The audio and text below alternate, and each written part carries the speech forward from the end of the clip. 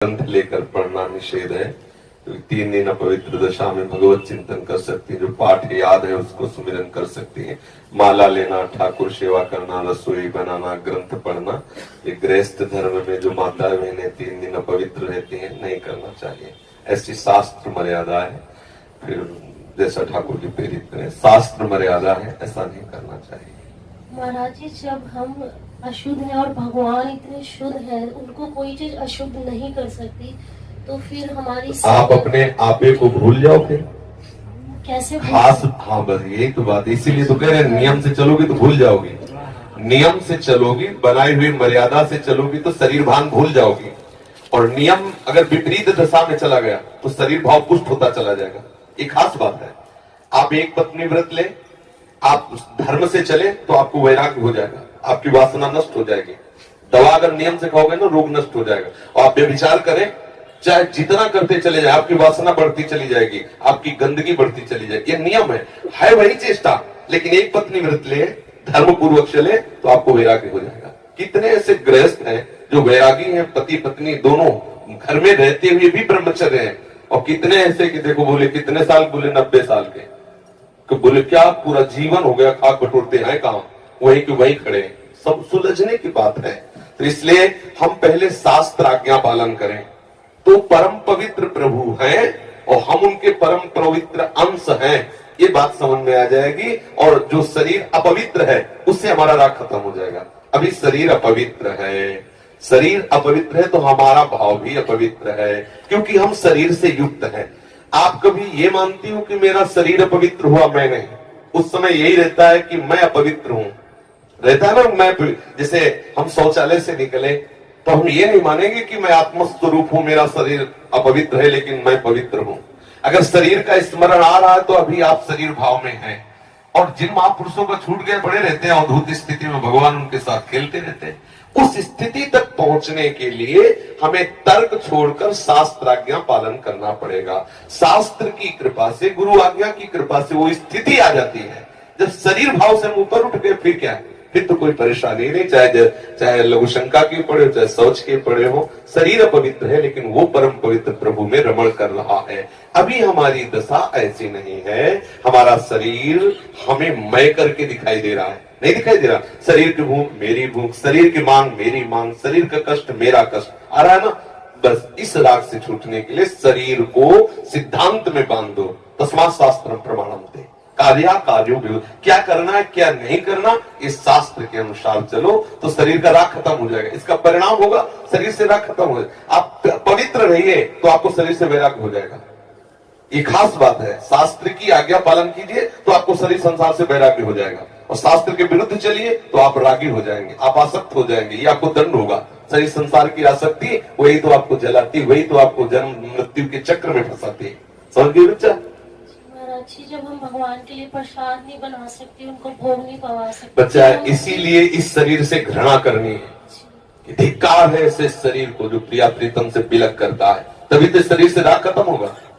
ये अपवित्र शरीर जो हमें प्रभु के सेवा से छुटवा दे, ऐसे शरीर से क्या राग करना।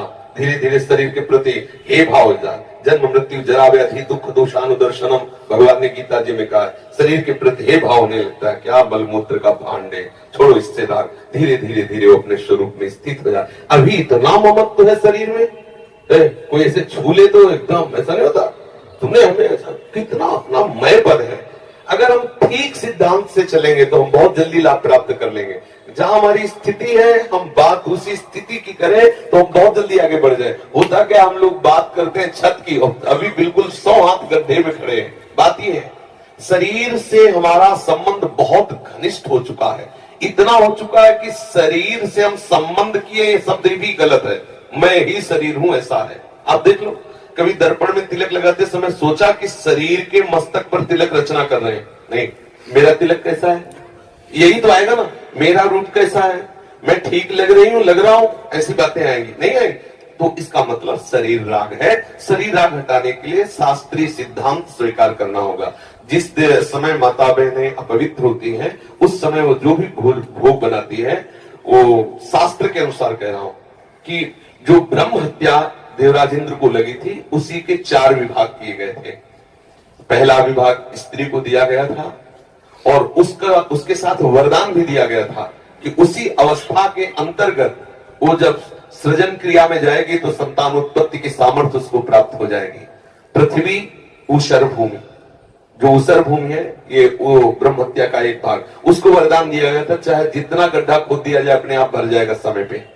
वृक्ष की गोंद जो निकलती है वो ब्रह्म हत्या, और उसको वरदान दिया काटने पर भी पुनः आप हरे भरे हो जाओगे, मतलब समय आने पर आप वृक्ष रूप धारण करो। और जल में ठेन बुदबुदा काई, ये ब्रह्म हत्या के 4 भाग के, और जल को आशीर्वाद दिया गया कि कभी भी कहीं भी पवित्रता होगी तो आप उसमें सम्मिलित होगे, जल छिड़को, आचमन करो, जल के द्वारा पवित्रता। ऐसा 4 वरदान भी उनको अलग अलग दिए गए और उनके लिए विधान भी किया गया है। देवराज इंद्र को जब ब्रह्म हत्या लगी थी तो शास्त्र में मर्यादा चली आ रही है, अगर इसका हम पालन करेंगे तो शरीर से वैराग्य हो जाए। जैसे अब जो बच्चे वैराग्य ले लिए हैं, भले वो स्त्री शरीर में है, अब उनके लिए नियम खत्म हो गया कि वो 3 दिन अपवित्र रहेंगे तो छुएंगे नहीं, क्योंकि अब खत्म संसार के भोग राग, संसार का क्रम खत्म। अब वो वैरागी, अब वो 8 पैर प्रभु की सेवा में लगे हैं। पर अपने गृहस्थ धर्म से है, शरीर सुख की कामना से है, शरीर का हम प्रयोग कर रहे हैं अपने इंद्रिय सुख के लिए, तो आप पवित्रता धारण करो जिससे तुम्हारा ये राग नष्ट हो जाएगा।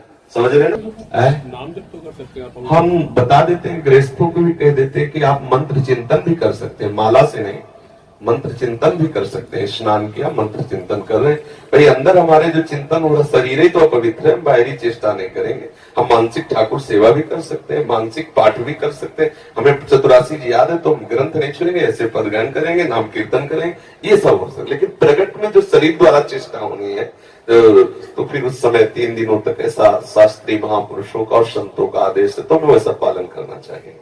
किन अवस्था में शरणागति मंत्र ले सकते हैं और नहीं ले सकते? हाँ, शरणागत मंत्र के लिए वैसे हमने बताया है कि शौचालय में और बाथरूम में हम मंत्र ना जपे, पवित्र हो करके आचमन आदि करके फिर मंत्र जप करें। और जैसे हम अपवित्र दशा में जैसे ट्रेन आदि में यात्रा करते हैं, अब सोच गए उन्हीं कपड़ों से उन्हीं बात, फिर नाम जप करें, मंत्र जप न करें। मंत्र में थोड़ी पवित्रता की आवश्यकता है, नाम जप करें। जब हम पवित्र हो तब मंत्र जप करें, और अगर आप पवित्र हैं तो हर समय फिर जप सकते हैं, केवल शौचालय और लक्षण का छोड़कर। दिनचर्या में अपने जैसे रसोई पकाते हुए घर के काम, बिल्कुल बिल्कुल मंत्र जप सकते हैं। मानसिक हाँ चलते फिरते बिल्कुल कर सकते हैं, बिल्कुल कर सकते हैं, उत्तम बात है।